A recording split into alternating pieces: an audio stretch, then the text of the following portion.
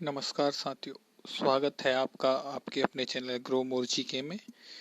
और आज के वीडियो में हम लोग देखने वाले हैं फिजिक्स से प्रकाश नाम का टॉपिक, या जिसको इंग्लिश में लाइट्स भी बोलते हैं। तो वीडियो शुरू करेंगे। वीडियो शुरू करने से पहले आप चैनल को सब्सक्राइब जरूर कर लीजिए अगर आपने अभी तक नहीं किया है, और बेल आइकॉन को भी क्लिक कर दीजिएगा। चलिए वीडियो बिना किसी देर के शुरू करते हैं।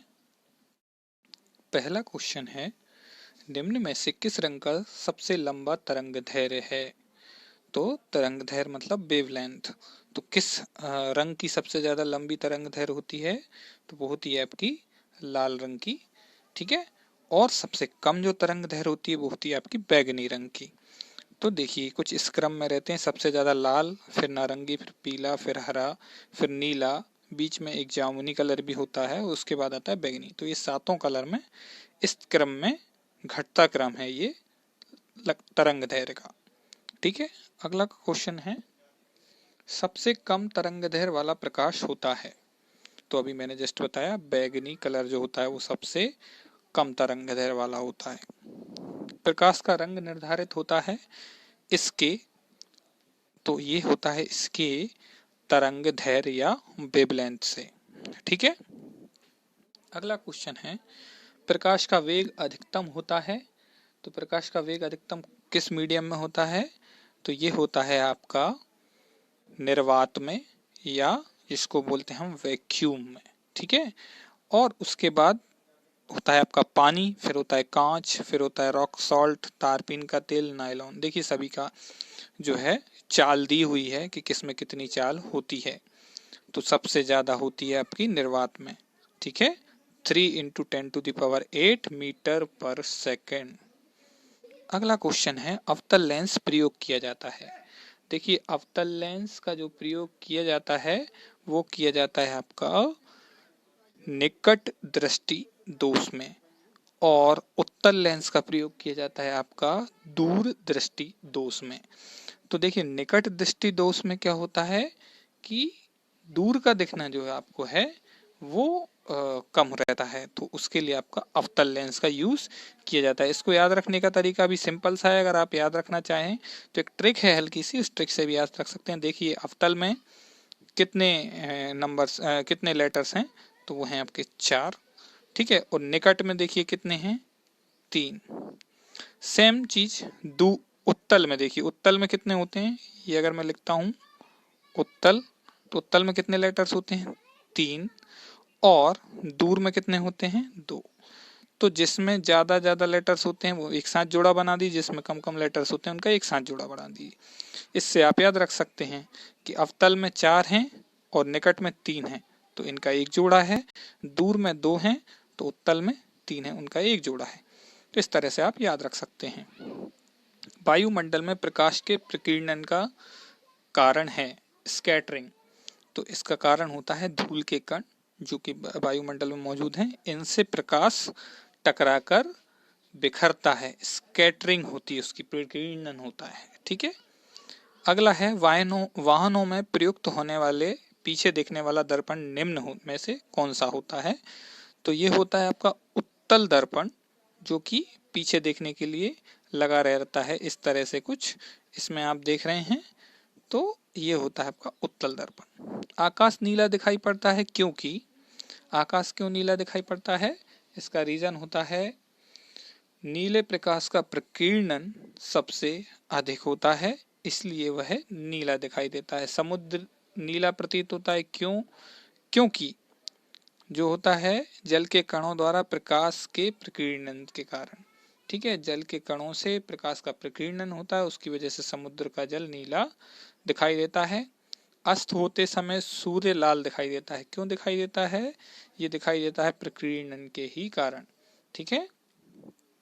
अगला क्वेश्चन है, प्रकाश के प्रकीर्णन में सबसे अधिक अपरिवर्तित रंग होता है? तो वह होता है आपका बैगनी रंग, ये परावर्तित नहीं होता। प्रकाश विकिरणों की प्रकृति होती है, कैसी होती है? ये होती है तरंग और कण दोनों के समान। मतलब आपका जो प्रकाश होता है वह कुछ ऐसे भी चलता है तरंग के फॉर्म में, ठीक है ना, और वह कणों के रूप में भी रहता है। खतरों के संकेतों के लिए लाल प्रकाश का प्रयोग किया जाता है, क्योंकि देखिए अभी हमने स्टार्टिंग में देखा था इसका प्रकीर्णन जो होता है वो सबसे कम होता है और वेवलेंथ सबसे ज्यादा होती है, इसलिए इसका उपयोग खतरे के संकेतों के लिए लाल प्रकाश का प्रयोग किया जाता है। सूर्य के प्रकाश में रंगों की संख्या कितनी होती है, ये तो सभी को पता होगा, 7 रंग होते हैं। ठीक है ना, सातों ही रंगों को आपको याद रखने की टेक्निक भी उसमें दी हुई है। क्या होती है, अगर सीरियल से रखें तो इस तरह से होते हैं आपके सातों रंग। रॉय जीबी आईवी है ना, आर से रेड, ओ से orange, yellow, green, blue, Indigo और वायलेट।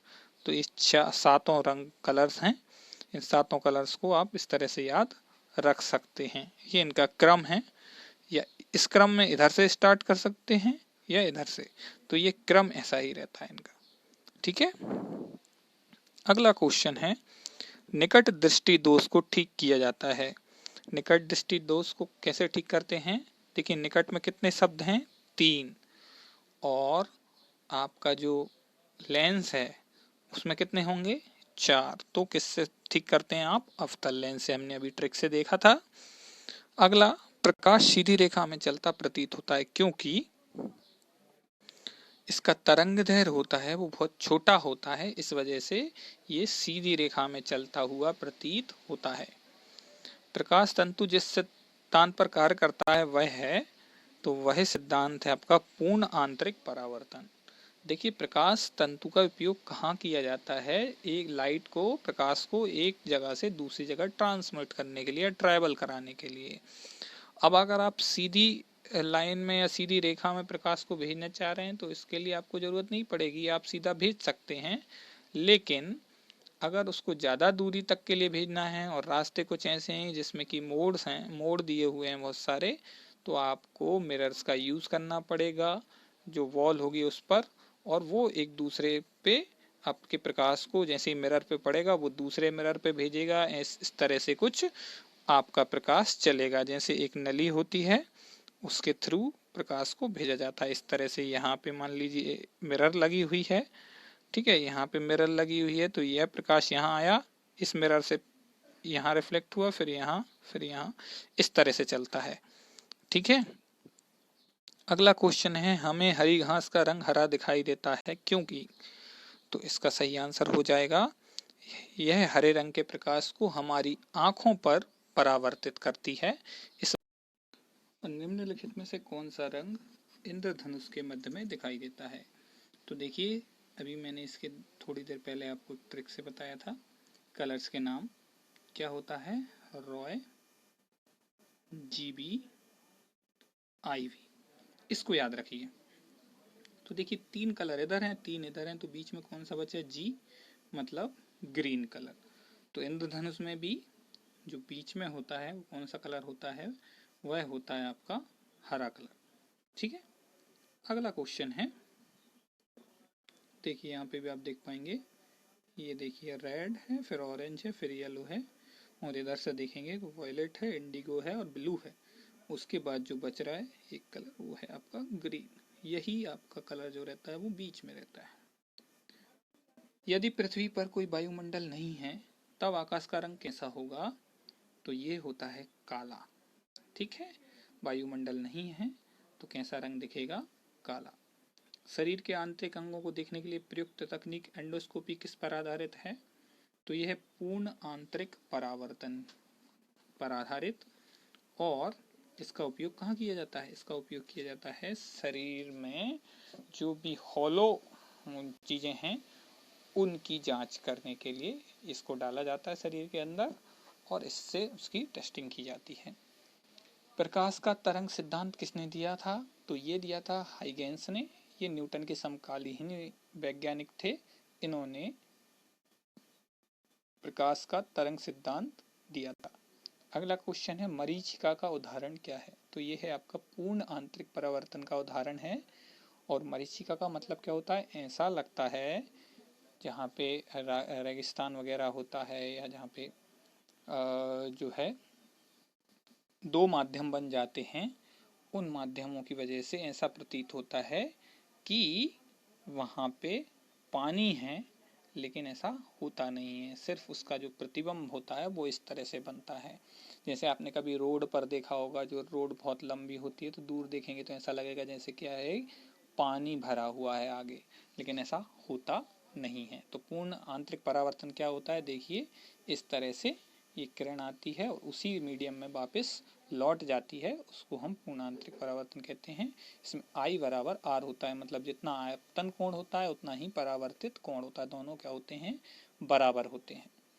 आंख में प्रवेश करने वाले प्रकाश की मात्रा को किसके द्वारा नियंत्रित किया जाता है, तो ये किया जाता है आइरिस के द्वारा। ठीक है, आइरिस क्या करती है, जो भी प्रकाश आ रहा है हमारी आंखों पर उसको कंट्रोल करती है। स्पष्ट दृष्टि की न्यूनतम दूरी होती है, तो ये होती है 25 सेंटीमीटर। ठीक है, इसको हम बिना किसी परेशानी के देख सकते हैं 25 सेंटीमीटर की दूरी तक।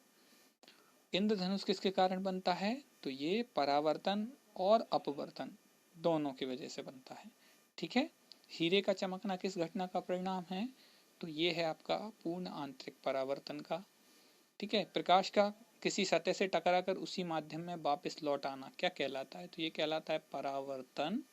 ठीक है, जब प्रकाश एक माध्यम से दूसरे माध्यम में जाता है तो इसकी दिशा में परिवर्तन हो जाता है, इस घटना को क्या कहते हैं, देखिए इस घटना को क्या कहते हैं, कुछ इस तरह से ये जो होता है ना प्रकाश, वो जब एक मीडियम से दूसरे मीडियम में जाता है तो कुछ इस तरह से उसकी जो है दिशा वो बदल जाती है, तो इसको बोलते हैं हम अपवर्तन, प्रकाश का अपवर्तन। ठीक है, अगला क्वेश्चन है, प्रकाश के वर्ण विक्षेपण डिप्रेशन ऑफ लाइट की खोज किसने की थी, तो ये की थी न्यूटन ने। ठीक है दोस्तों, देखिए एक चीज़ और बता दूं, आप चैनल को हमारे को फेसबुक का एक पेज है, उस पर भी इस लिंक से आप सर्च करेंगे तो आपको मिल जाएगा, उस पर सारे वीडियोस आपको मिल जाएंगे, आप वो भी देख सकते हैं। प्रकाश की चाल होती है, तो ये हमने अभी देखी थी स्टार्टिंग में, क्या होती है वैक्यूम में 3 × 10⁸ मीटर पर सेकेंड, 3 × 10⁸ मीटर पर सेकेंड प्रकाश की चाल होती है। अगला क्वेश्चन है, सफेद किरण के 7 अलग रंगों में विभाजित होने को क्या कहते हैं, तो इसको कहते हैं वर्ण विक्षेपण। ठीक है, जैसे आपने प्रिज्म से देखेंगे, प्रिज्म में अगर आप सफेद प्रकाश भेजेंगे तो वो उसको 7 रंगों में विभाजित कर देता है, तो ये जो प्रोसेस होती है उसको बोलते हैं वर्ण विक्षेपण। अगला है, तारे टिमटिमाते हुए दिखाई देते हैं किस घटना के कारण, तो ये दिखाई देते हैं अपवर्तन के कारण।